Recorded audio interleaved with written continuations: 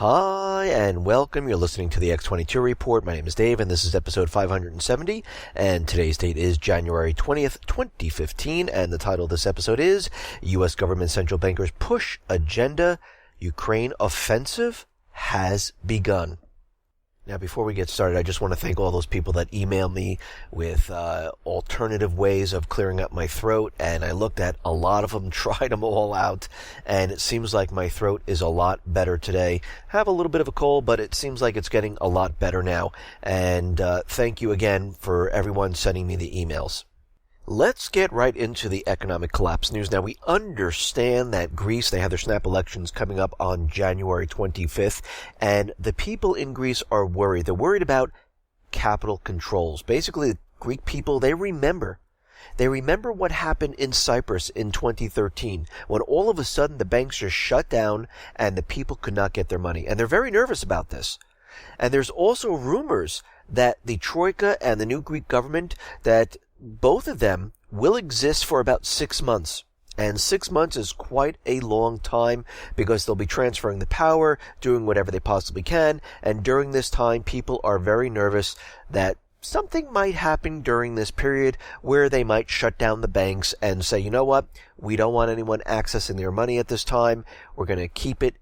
We're going to take the money to reboost the economy, and they're very nervous about this, and we have to see what the governments are going to do with respect to leaving the euro or canceling the debt or keeping everything the way it is. Now, of course, this new government that is supposedly going to be elected, because the opinion polls show that they are in the lead, doesn't mean they're going to win, but they're saying that they're going to do away with austerity, that they're going to maybe exit the EU or not pay as much of the debt off. But we can see right now that people are very nervous. There are bank runs going on right now.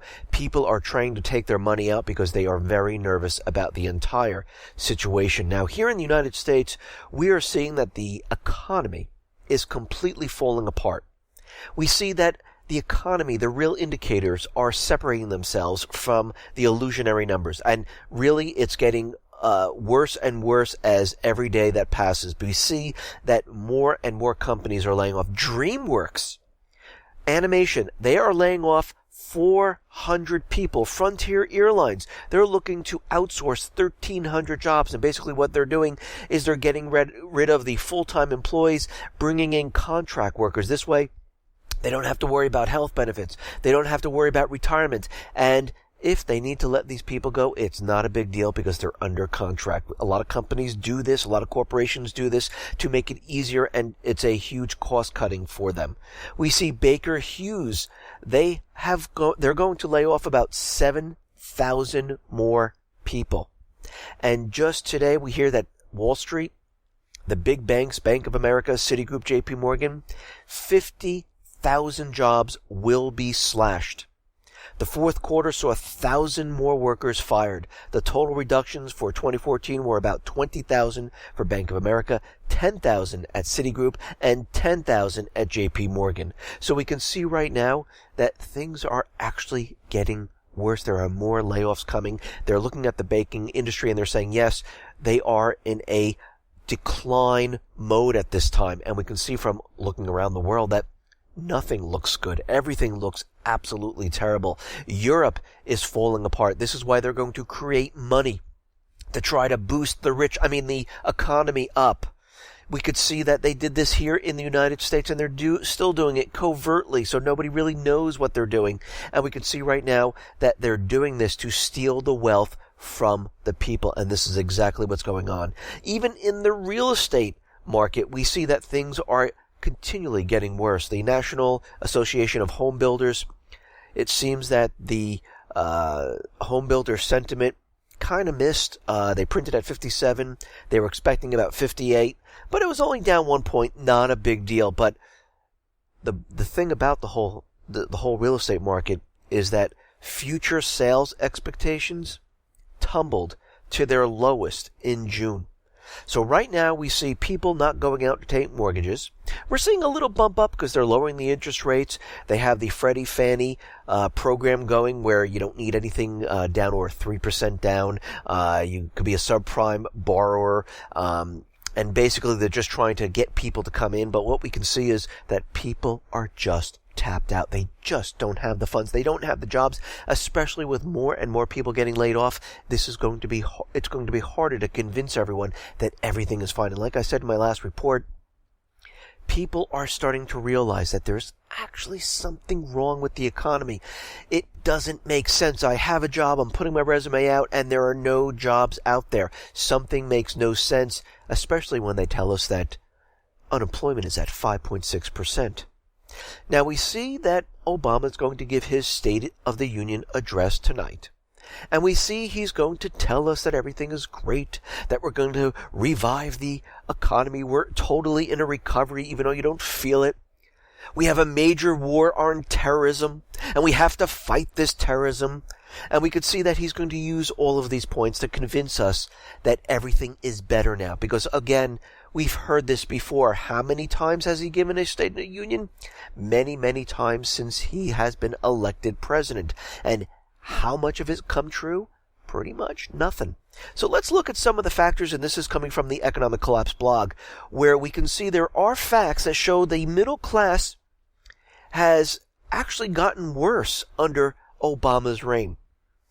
American families in the middle 20% of the income scale now earn less money than they did on the day when Barack Obama first entered the White House.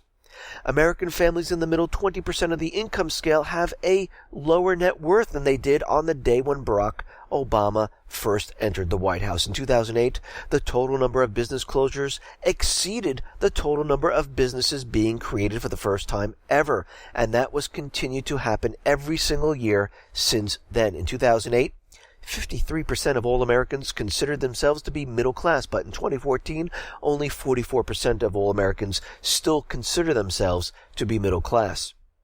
In 2008, 25% of all Americans in the 18 to 29-year-old age bracket consider themselves to be lower class, but in 2014, an astounding 49% of all Americans in that age range consider themselves to be lower class. Home ownership in America has been falling for 7 years in a row. According to a survey that was conducted last year, 52% of all Americans cannot even afford the house that they're living in right now. After accounting for inflation, median household income in the United States is 8% lower than it was when the last recession started in 2007. According to one recent survey, 62% of all Americans are currently living paycheck to paycheck. 1 out of every 3 adults in the United States has an unpaid debt that is in collection. When Obama first set foot in the Oval Office, 60.6% of all working age Americans had a job. Today, the number is sitting around 59.2%. Obama has been in the White House. The average duration of unemployment in the United States has risen from 19.8 weeks to 32.8 weeks. When Obama was first elected, the U.S. debt to GDP ratio was 70%. Now, it's at 101%. The U.S. national debt is on pace to approximately double during the 8 years of the Obama administration. In other words, under Obama, the U.S. government will accumulate about as much debt as it did under all the other presidents in U.S. history combined. And we can see that, yes, things have gotten worse. And who has gotten wealthier? The rich. We can see that from all this quantitative easing, from everything that's been going on, the wealthy have been robbing every single person here in the United States, and it's about to begin in Europe with this creating of free money in the ECB. We see already that people are struggling there. There's austerity. And we see that 1% right now own more than half the world's wealth by 2016. As global movers and shakers head to the World Economic Forum in Davos, Switzerland, Oxfam is warning that an increasing wealth disparity is leaving ordinary people voiceless and their interest uncared for. The collective wealth of the world's richest 1% will exceed that of the other 99% of the global population next year. So what does this show us? They're going to continually steal, pillage from the rest of the world because they realize what's coming on. They realize what's going on. They realize the collapse is here. They realize they need to get as much as they possibly can. Now, this is not just people. It's also countries. They are stealing the natural resources of every single country. Now, countries are starting to realize that things are starting to fall apart. They realize, listen, we better get our gold back. Now, the Bundesbank in Germany has announced that they're going to accelerate the return of their gold. They want 120 tons of gold back from Paris and New York. And of course, the Federal Reserve is having a very tough time returning this gold. And we see Paris, France, they are in Mali because they have the third largest gold mine system in the world, and they're trying to get as much as they possibly can. Of course, they're in there and they're telling everyone it's because of terrorism. But we understand that things are getting worse as time goes on. And we realize the only way out of this is to create money. The Federal Reserve, they're continually creating money. Yes, it might not be announced. Yes, they're telling us that they stopped it, they tapered off. But we can see, no, they really haven't. We can see by Europe where they're saying that they're going to continue and start where the Fed supposedly left off. They're going to create $500 billion of newly created money out of thin air.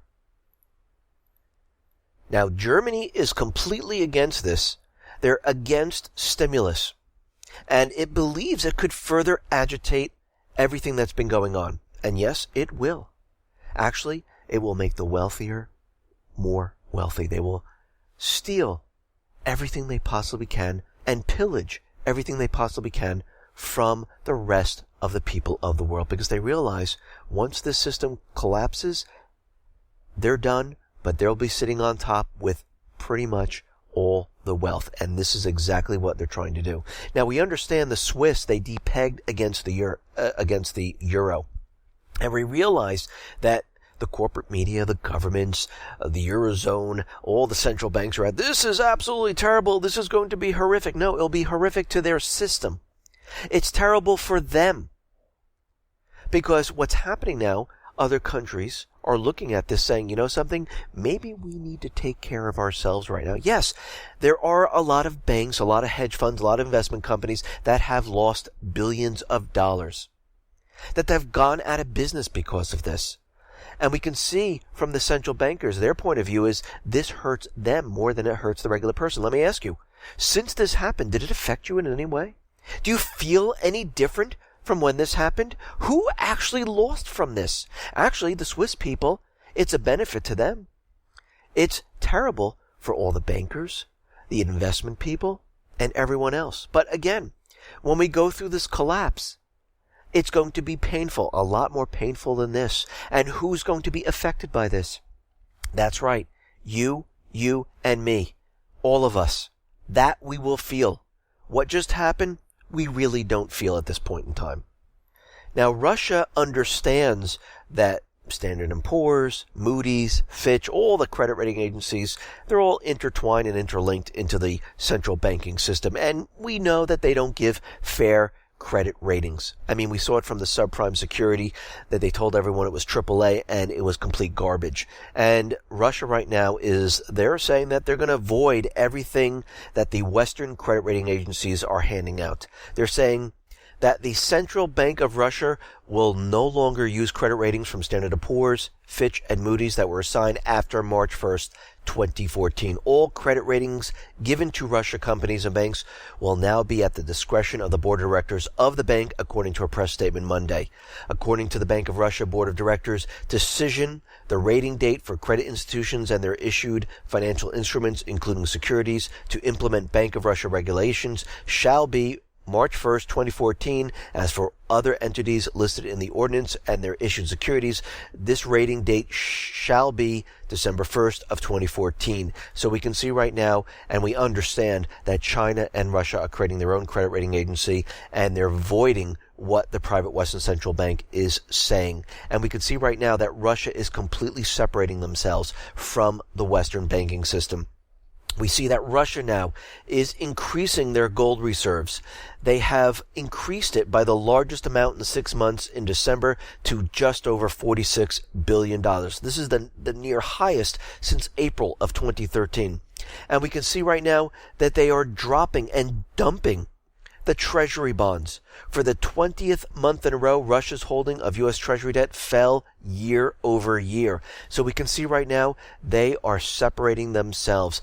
Many of the countries right now are looking at China and Russia. We understand the BRICS system is live and operating, and we see there are many nations now involved in the system, and we can see the IMF will be looking at the yuan renminbi to see if it is a reserve currency. Now, of course, as we know, the United States might try to block this and stop from what's going on. But what's even more interesting is that the IMF is out there and they're saying that the global forecast might be downgraded. Yes, instead of a 3.8% forecast for 2015, we might have to drop it to 3.5. Wait, no, maybe 3.3, or somewhere in that region. And we can see the IMF is always wrong in their forecast. They continually tell us that everything is going to be fine. They continually tell us that things are going to improve. They continually tell us that their forecast is right on track. And what they do as we go throughout the year, they continually lower their forecast because they really don't know what's going on. They told us that Ukraine was going to have a positive GDP. Ukraine is collapsing at this point. They have no clue. They're trying to keep the illusionary game continually going. They have no idea what's going on. But don't worry. Here in the United States, Obama is going to tax you more. Yes, you heard that right. And we know when a system which is on its last legs, what they do is they throw more and more taxes at you. They're trying to get as much revenue as they possibly can. Obamacare didn't work. FATCA didn't work. The climate change with the carbon tax, they can't get that going because it's freezing. And we can see right now the only way to do this is to start taxing everyone. The White House officials announced that President Obama's upcoming State of the Union address will include a plan to increase tax credits for the middle class. But how is he going to do this? With a $320 billion in revenue obtained by increasing taxes on the wealthy. We've heard this before. Actually, when the tax system was first created, they said, we're only going to tax the 1%. Don't worry, everyone else, they will pay for everything. You'll have to pay for no taxes. And what happens? It trickles down. This is how they get people suckered into it. Oh, good, you're going to tax the wealthy. We don't have to worry about it. Thank God. But what happens is it slowly trickles down. Obama's budget will include 5 major tax increases. Capital gains rate hike. An increase in the death tax rate, an increase tax on banks, and a tax increase on family savings for college. So basically, he's going to use the taxpayers' money to pay for the free community college that he's trying to put out there. Does this make any sense whatsoever? Is this really free at this point? And what he's going to do, he's going to pretty much eliminate the tax-free benefits on the 529 college savings plans. And this shows us they are desperate. They're trying to get taxes from everywhere. Because of all the other things they've done, none of it is working. The people are tapped out. So now they need to go into the savings. They need to go into their retirement funds. They need to go into their college savings plans. They need to go into everything they possibly can to try to find this revenue. And this is exactly what they're doing. Now, we completely understand that Obamacare is a complete failure. We get that. And if you don't know what I'm talking about, go back to my other reports. You can listen to me and what I actually think about Obamacare. It's absolutely awful. It is a penalty on the people. It is a tax on the people. And what we're starting to find out is that their website, healthcare.gov, actually works as a tracking hub. And they're saying that data firms have embedded connections on the government site. Ever-evolving technology allows for individual internet users to be tracked, and they're able to build profiles on each person. But in a recent visit to the site, AP found that certain personal details, including age, income, and whether you smoke, were being passed along without your knowledge. I think this could erode confidentiality when dealing with medical data and medical information, Quinton said, the one who was looking into this. Again, he's all out there about privacy, keeping your information private, and here he is on his healthcare.gov tracking every single person and building profiles. Again, we've said this before, all of this information is being dumped into a central database. They want to track everyone. They want all your personal information. They need to understand who is a threat to their authority, who is going to be a problem when this system collapses. And this is why they've been doing it. This is why NSA, DHS, FBI, all of their spying has increased. It has not decreased. Actually, they're adding on more spying apparatuses. And they're continually doing this non-stop. Now, we understand out in Argentina, Russia has made a deal with Argentina where they're going to give them fighter jets, and Argentina's going to go give them food. They're doing a barter agreement. And we understand UK is looking at the situation, and they're going to send missiles into this area. And what they're realizing is that their air defense missile system will not be ready in time. So instead, what they're going to do in the meantime is they're going to send over one of Britain's newest and most powerful warships. It is already headed to the Falkland Islands, and we can see these military assets are being maneuvered and placed into position because we realize what's going to happen. We realize that war is coming, and they have been preparing for a very long time. They will use any excuse to send over military assets. No matter what is going on, this is exactly what they are doing at this point in time. Now, we understand out in Ukraine that the Ukraine government has created a false flag event with this bus that was destroyed, and they blamed it on the southeastern people. But what we're finding out is that Ukraine might have lied once again. Information obtained by the Organization for Security and Cooperation in Europe, the OSCE, on the recent bus attack in the Donetsk region that killed about 12 people does not prove Kiev's claim that the bus was hit by a rocket fired by local militia. The OSCE assessment points to discrepancies with the previous Kiev's version and highlights the necessity of most thorough investigation of who is actually responsible for the death of the people. The investigation included comprehensive crater analysis of 2 specific blast craters, including the crater located 10 meters from the side of the passenger bus. In the Special Monitoring Mission's assessment, all craters examined were caused by rockets fired from the north, not from the south, where Ukraine holds the territory. So we can see right now that this information that Kiev was putting out there was pure propaganda. We also see a lot of these craters have sharp edges, and it looks like they dug these craters with a shovel. And now we're finding out that, yes, once again, Kiev must have lied. And we can see now Poroshenko has begun his offensive. Just like we said, we knew that this was going to occur. We knew that this was coming because we tracked the buildup of all the forces. We tracked the military assets flowing into Ukraine. We tracked the Ukraine Freedom Act that was passed by the U.S. government, which brings in lethal aid and monetary aid into Ukraine. We tracked the training of all the troops. We tracked the mobilization and the drafting inside Ukraine.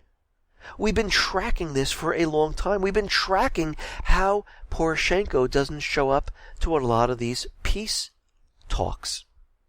And we can see right now that the Russian president is ready to go full on and carry out an offensive on the southeastern forces. And of course, we see all the corporate media out there, and they're telling us that Russia is invading. They have troops at the border. They're all it's just a replay of what happened before. Now, the question is, where was the corporate media, the United States government, NATO, with all of their satellite imagery of Russia, of all this equipment being maneuvered? Because you realize they have their satellites positioned right over this entire area.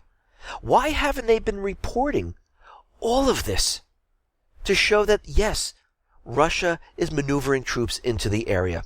And again, they have no videos, no photos, no satellite images, absolutely no proof once again. They're just out there telling everyone. And it's amazing. As soon as Ukraine started their offensive, the news broke that Russia now is invading. So what does this tell us? They're using this as propaganda. They're trying to get war started with Russia. And again, President Putin is sitting back, watching the situation. He's out there talking about peace, but we have to remember. Remember when Ukraine purchased the T-72 tanks from Hungary? You have to remember, Ukraine uses the T-80 tank. Russia still uses the T-72, and this is why they purchased that. Are they going to use the T-72? Have they been fixing them up, repainting them, getting ready to use them to show that Russia is in the country? I reported this on in episode 453. This was in August of 2014.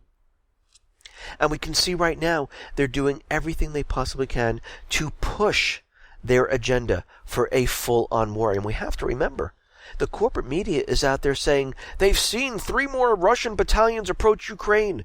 Of course, all this information is coming from Ukrainian leaders, which is then filtered into the corporate media, and they just report on it. No investigation reporting. During the time when they were telling this back, when the war was going on with the southeastern section, they told us all of this before, and there were flights using the open air treaty, and they found absolutely no Russian forces whatsoever. An NBC crew drove up and down 1,200 miles, could not find any Russian troops whatsoever. And now they're using the same exact propaganda once again. It's to confuse everyone, to make everyone think that Russia is invading when actually the opposite's happening. Ukraine is the one that is doing all this. They do not want peace. They want war. Now, during this whole time period, Russia and Iran, they have signed an agreement on military cooperation between the two countries. Today's signing of an intergovernment agreement on military cooperation is a major step along these lines. We have agreed to expand the practice of naval ships. Now, naval ships from Russia will be docked in Iran. So you can see what's going on right now. Both sides are preparing. Putin understands what the private Western central bank countries are trying to do. And this is why he's been trying to lay out peace. We don't see the U.S. laying out peace. When did they ever come up with a peace document? Say, you know what? Let's stop the fighting. Let's talk about this. And let's go over what we can do to have a peaceful type of solution. Remember, our president here in the United States has a Nobel Peace Prize for peace.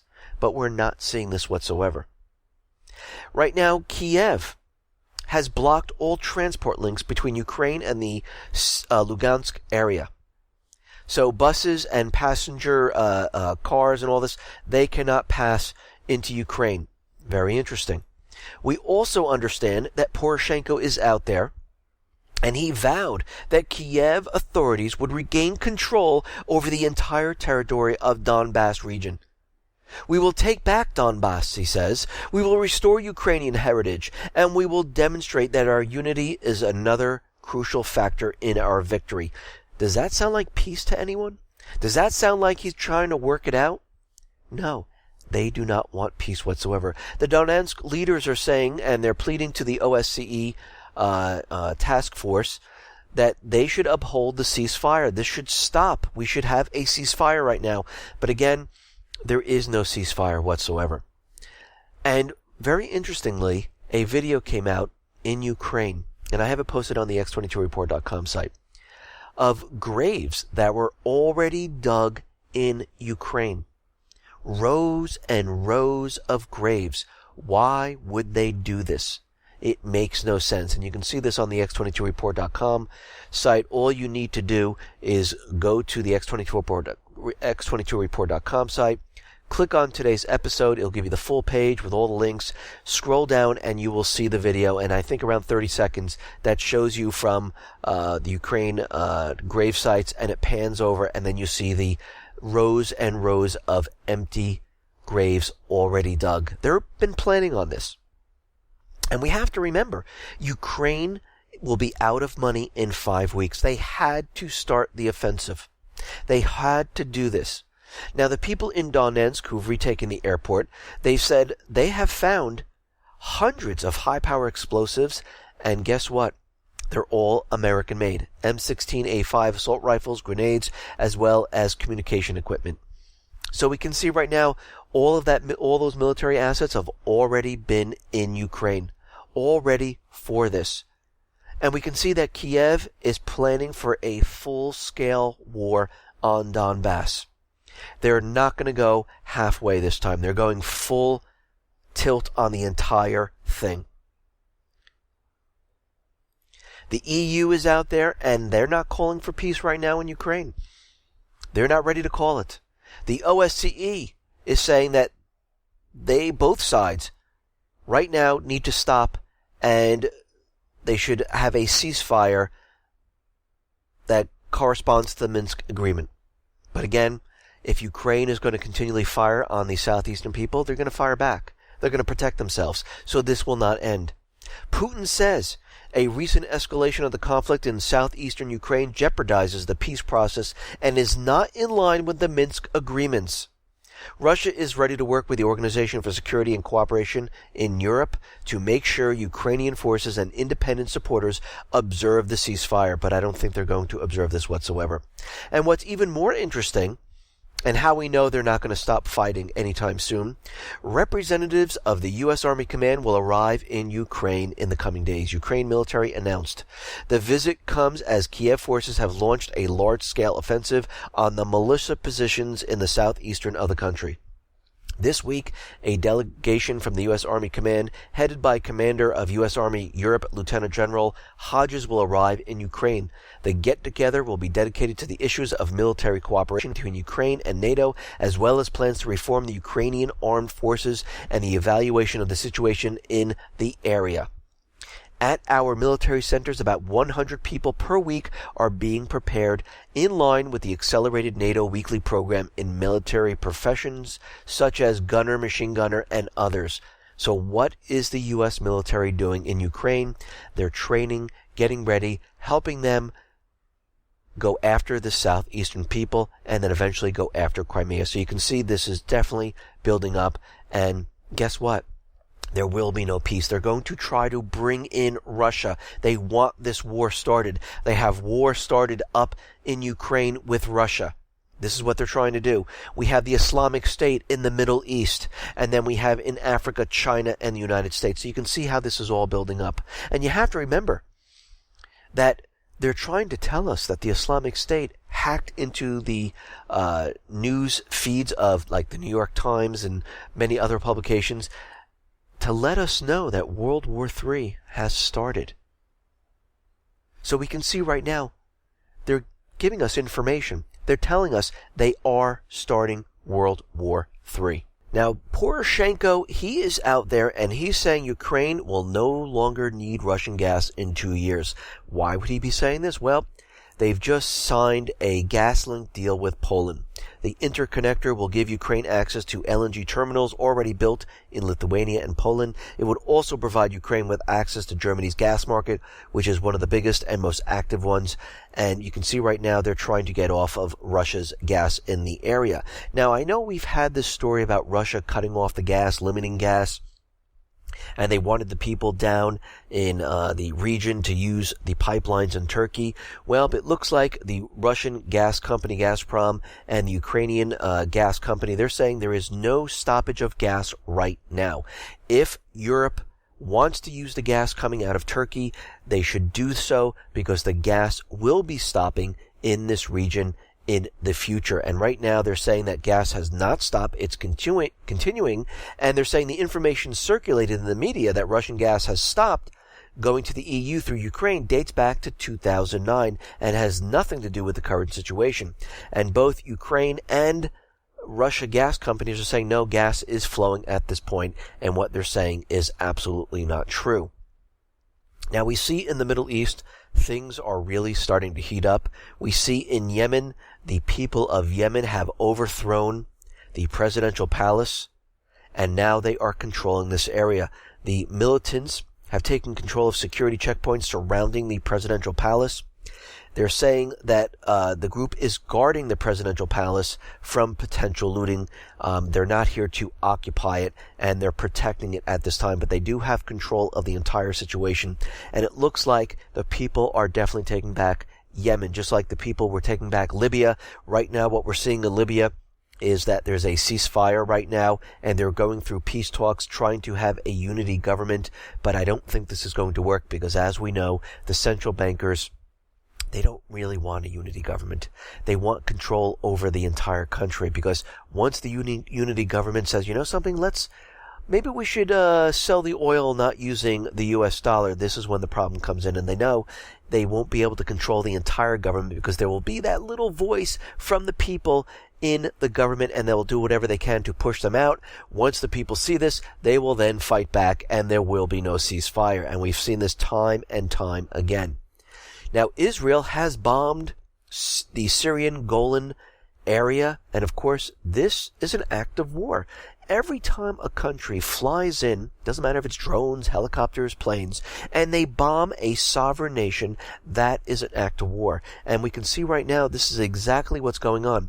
This has happened many, many times where Israel just flies in, bombs, and then waits to see what Syria is going to do. And of course, their helicopter, drones, planes into America and bombing and leaving, and they're sitting there waiting to see what the United States would do. And this is an act of war. Now, we talked about the Islamic State in Syria, and we understand the United States is out there and they are bombing the entire region, not hitting the Islamic State, because we understand the Islamic State is a proxy army of the United States, MI6, UK, and Israel, Mossad, and other nations. And we realize that they are creating an instance where the Islamic State has taken control of more of the country. And what we're seeing right now is that the territory right now of the Islamic State has now tripled compared from when the Islamic State was first in Syria. So that shows you right there that they are paving the way, creating the instance where the Islamic State, the proxy army, has control over the entire region. This was their plan going back to 2013 using the Free Syrian Army. Now we know the Free Syrian Army continually defects to the Islamic State. They're trained, give weapons, and everything else, and then they defect to the Islamic State. How interesting. And during the 2013 with the chemical weapons, what did the United States want to do? They wanted to fly into Syria and bomb the area to allow the Free Syrian Army to take control of the rest of the country. This is what's happening right now. They're just using a different tactic. But again, the goal is the same. Now, there is a journalist out there, an American journalist. His name is Henderson, and he's saying that the Pentagon plan is to arm and train the so-called moderate militants in Syria to fight against the Islamic State terrorist group is a total fraud and bogus. He's claiming they're in there to carve out a CIA base, a Mossad base, and an MI6 base so they can go after Assad. This whole ISIS thing is just an attempt to carve out this base where CIA, Mossad, British intelligence can operate freely and attack Syria for now, but maybe later, Iran. This is coming from Henderson. We're not against the Islamic State. We are the Islamic State. We created the Islamic State. We trained the Islamic State. We are the Islamic State, he acknowledged. So he's saying the United States, UK, and Israel, they are the United States. They are the Islamic State, I should say. And we can see right now that, yes, they are. We can see by the evidence of what has been going on. Now, there are more Edward Snowden leaks coming out. And one of his leaks says the mass surveillance by the NSA was apparently just the beginning. The agency is now preparing for future wars in cyberspace in which control over the internet and rival networks will be the key to victory. The National Security Agency's aim is to be able to use the web to paralyze the enemy's computer networks and all infrastructures they control, including power, water, factories, airport, banking systems. You could see what they're getting prepared for. Do you think it's just across the ocean where they're trying to do this? They've already done it here in the United States. Everything's been planted with malware. Everything is ready to go to shut down the power grid, the water system, the financial institution, to get us into war with these other countries. And then they will use this technology to fight against Russia, China, North Korea, Iran, Syria, and other nations. So we can see how this is being built up. The mass surveillance by the NSA was only phase 0 in America's digital war strategy, according to the leaked documents. It was intended to detect vulnerabilities in enemy systems so that stealthy implants could infiltrate the systems, allowing permanent access. Phase 3, which is labeled Dominate, enables the agency to control, destroy critical systems and networks at will through pre-position access, according to the internal documents. The ultimate goal is real-time control escalation. The documents reveal Quantum Dirk, a new NSA program which injects malicious content into chat services provided by sites such as Facebook and Yahoo. Another type of malware is Straight Bizarre, can turn infected computers into disposable and attributable shooter nodes. According to the files, the digital war will make little differentiation between soldiers and civilians, and any internet user is now at risk of suffering damage to their data or even their whole computer. And we can see right now who is behind all these cyber attacks. It's starting to look like the United States. They're the ones who are pushing this. Right now, the NSA is out there. And they're saying, and this is coming from the New York Times, that the U.S. hacked into North Korea's system to place malware that could track the internal workings of many of their computers and networks used by the North Korea. And this is how they know that it was North Korea that attacked Sony. So wait a minute. So what you're trying to tell me, and of course they're losing the narrative. They're trying to backpedal now and to convince everyone this is how they have their evidence. But what they're telling us is they committed war with North Korea by cyber attacking and infiltrating their system. So they already cyber attacked North Korea in 2010. They placed a malware into their system, which most likely could do many more things than just find out what they're doing. And of course, they're using this to backpedal now because a lot of the alternative media, new media, a lot of the cyber security firms, forensic firms were out there saying, no, this was an inside job, and they were losing the narrative, and they had to come up with something. So basically what they're telling us is they started the cyber attack war, and if this, and you hold to the story of the NSA, the FBI, North Korea was retaliating for the United States cyber attacking North Korea. But we know this is all propaganda to convince us that it was North Korea. This is where they got their evidence, and we can see this is exactly what they're doing. Now we see already the Islamic State is out there, and they're threatening to kill 2 Japanese hostages unless they receive the $200 million ransom. Basically, they're trying to bring Japan into the fight. You have to remember, World War III will be fought on a global level. All countries must be in. And again, the central bankers don't care.